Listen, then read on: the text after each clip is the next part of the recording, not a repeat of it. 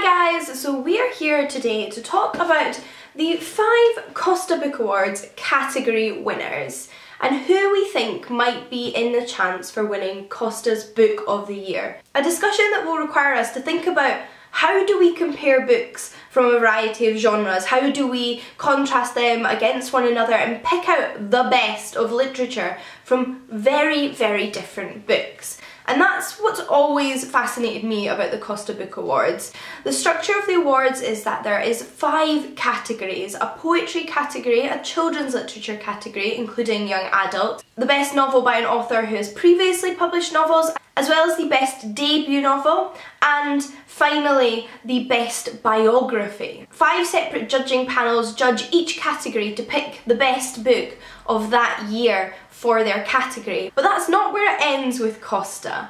They then take the 5 winning books from each category and compare them to one another to pick the best book of the year. A tall ask. I think other than the 2 novel categories, it's tricky to compare 5 such different books. But before we can even try, let's talk about the 5 books that won the Costa Book Awards categories for this year, all of which I have thoughts on. Let's start off with the first one I read, and that is the biography winner. This is In the Days of Rain, A Daughter, a Father, a Cult by Rebecca Stott. Now for me, this category is the genre that I am probably the least familiar with. I have read less than 10 biographies in my lifetime. It explores the author's life growing up in an extreme Christian sect or cult in the United Kingdom. Now, Rebecca Stott actually left the cult while she was still a child as her family decided to withdraw from the Brethren as they were a part of. And it's both her experience of growing up in this religious sect, the effect it then had on her later years, particularly as a teenager, and going into adulthood, as well as her father's experience as somebody who obviously spent a lot longer in this cult, as he didn't leave until he was middle-aged, and generally a little bit of background to this group. Rebecca Stott both begins and ends this book by talking about the passing of her father, his illness, and him dying, and his desire to write his own biography about his life as part of the Brethren, and asking her to help him with this. And this is something that very much sets her on a journey to write this book and explore more about the Brethren. It's a fascinating book, whether you're religious or not, to explore the way in which groups can use religion to control people and allow them less freedoms in their own life. And it was very fascinating to get a first-hand account of how this impacted Rebecca Stott as a person throughout her years. From my perspective, as biographies go, it was a little bit jumpy, I felt. The structure jumped around a lot. It did follow a general chronology, but it would then flip backwards and forwards, which didn't always work for me structurally, but it was a fascinating read. We then have the poetry category winner, which is Inside the Wave by Helen Dunmore. Helen Dunmore wrote many pieces of literature in her lifetime, including poetry, and she wrote this collection shortly before passing away, so is actually no longer with us. And the book is very much about that point in life, that fine line between living and dying, and that experience of life at the very end. I found this book very difficult to read. It hit very close to home. If you're familiar with what I went through in the past year, I found it very emotional. I cried during reading this collection. It explored those themes in a very visceral and emotive way for me. But that perhaps also affected my reading of it in the sense that I was seeing it through a very specific lens, and it was just difficult. It was beautifully written, but tainted by how difficult I found it to read, I think. But I do think it's a very emotional, evocative poetry collection.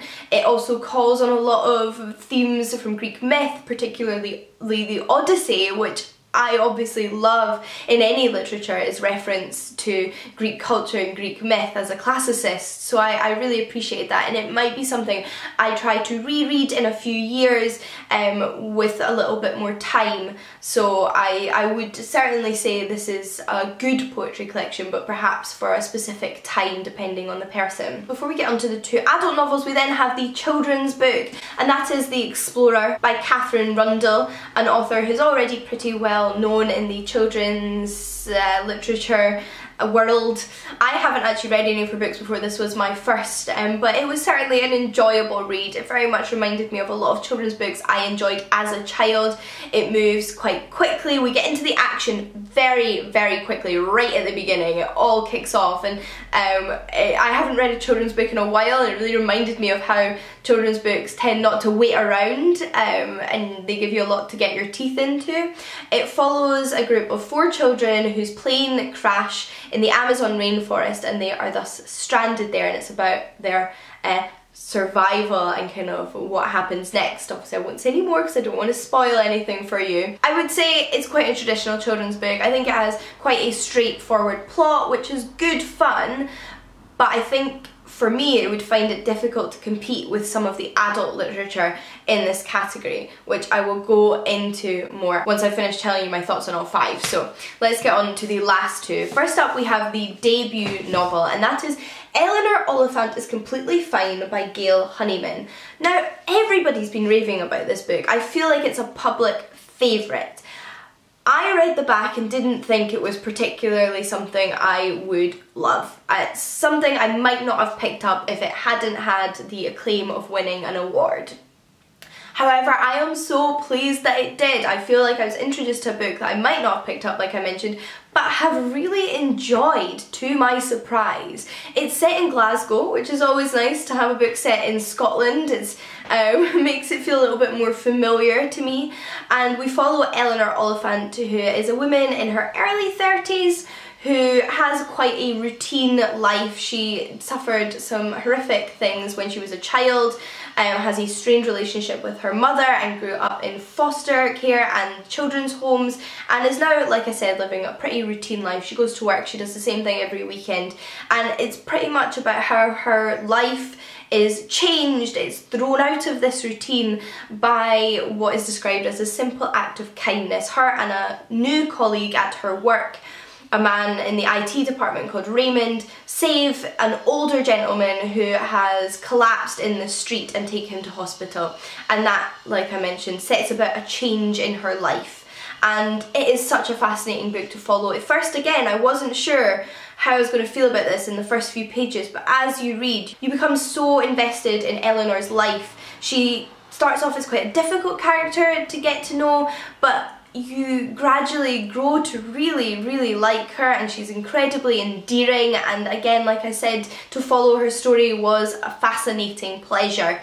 And yeah, this is definitely an excellent debut. But lastly, for a non-debut novel, we have Reservoir 13 by John McGregor. You may also recognise this one as it was longlisted for the Man Booker Prize, so been getting a lot of attention from literary prizes. I think if you heard a brief description of this book, you might not get a full impression of what it is. We start off in a village in which a young girl has gone missing, and it's about how that missing girl affects the lives of the people in this village. I think that description implies there is more of a focus on this missing girl than there is in this book, or that there's more focus on a mystery in this book than there is, and it's not really a mystery. It's the reader following the lives of the residents of this village, from teenagers to adults, and how all of their lives interweave, whether they've lived there for a long time or gone away and come back or are new to this place. And it's quite a slow character study, but the character is more than just one person, the character is the whole village. It's about how that village functions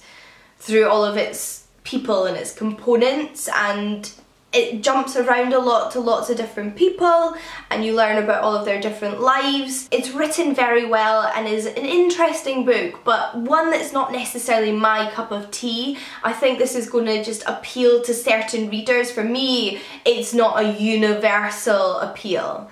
It's perhaps too slow and less plot focused than I would necessarily like, and I think because there's so many characters, I found it harder to be invested in one or two of them in the way that I would enjoy in a character focused story focused on one character, if that makes sense. So interesting, but not my favourite book, and I think that's one of the points to bring up when we're talking about how do you pick Book of the Year.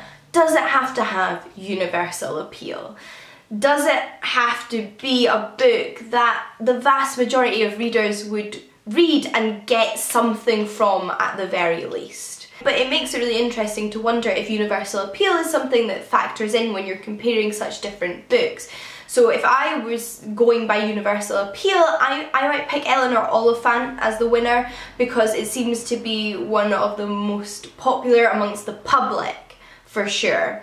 But at the same time, something like Reservoir 13 has made it into other literary prizes. So is that a sign of some other merit that perhaps just doesn't appeal to me as a reader but demonstrates that it's a skillful book? But then they're all skillful books, that's why they all won their category, which makes it all the more difficult to judge who could possibly make it to Book of the Year. Now naturally, when I was trying to decide who I thought would be Book of the Year, I had to go and look at who had won in the past and which categories were the most popular in the past. I think it will come as no surprise to say that novels win more often than not. In the past there have been 5 winners from the debut novel selection and 13 from the general novel selection. Biographies have won 6 times in the past and poetry has won 7 times in the past, which means that children's books have been the least likely to win in the past, coming in at only 2 winners, 2 books that you're probably all familiar with in some way or another as they're pretty well known. Firstly was Philip Pullman's Northern Lights, and then more recently The Lie Tree by Frances Hardinge. For me, I definitely think children's literature stands a chance at winning Book of the Year. I think children's literature can do amazing things. It can be as high quality literature as adults literature, and it can definitely appeal to more than just children if that's what you're looking for. But then at the same time, are we factoring in that it appeals to all ages? Because in that case, do the adult books have to appeal to children as well? Interesting thing to consider. However, for me, I'm not sure this year's children's pick is a potential winner, and that's because I have to in my mind compare it to The Northern Lights and The Lie Tree, which I feel reach a level of complexity in their story and writing and characters that brings it above the rest of the books and gives it that winning quality that I'm not sure The Explorer has. I think The Explorer is a wonderful children's book, but I'm not sure it reaches that level of complexity that would necessarily give it the competitive edge against the other 4 books. But again, who knows, it might yet win. For me, the poetry is so difficult to judge. I think it is going to resonate perhaps with different people at a different level, which makes it difficult to say whether it's going to be the winner, but for me it would be a contender for sure.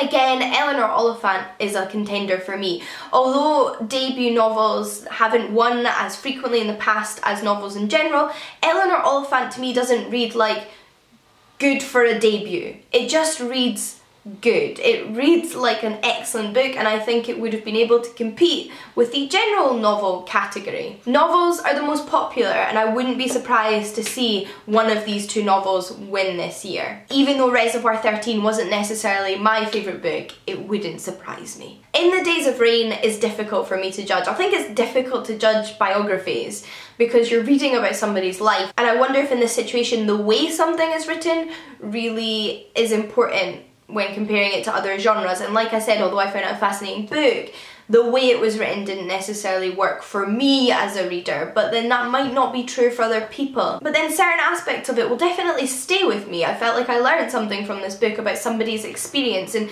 does the importance of the topic explored give a book an edge? And to finish things off, I had an interesting conversation on Instagram, which I think is actually really important when judging 5 such different books against one another. And that is staying power. Which of these books has the power to stay with its reader the longest? Which is a book that they're going to pass on to friends, that they're going to recall in 10 years as that interesting or evocative book that they read years ago? Which is the book that's just going to pop into your brain randomly 3 months from now when you're at the supermarket and you think, oh yeah? Staying power, I think, is something really important when judging very different books against one another. And I'm very much relying on the judges to be able to judge that.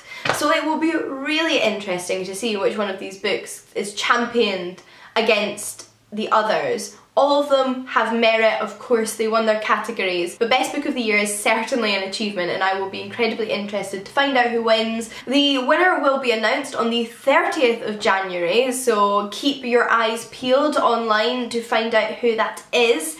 If you have any guesses as to who could be the winner, I'd love to hear them, or if you've just read any of these books and want to discuss them with me, I always love chatting to you about books. And to finish things off, I want to know how you think you can judge the best of literature, the best book of the year, when you're not just picking from one category. How do you compare such different books? That's what I want to know. So do leave your comments down below, and until next time guys, happy reading. I'll see you all again soon. Bye!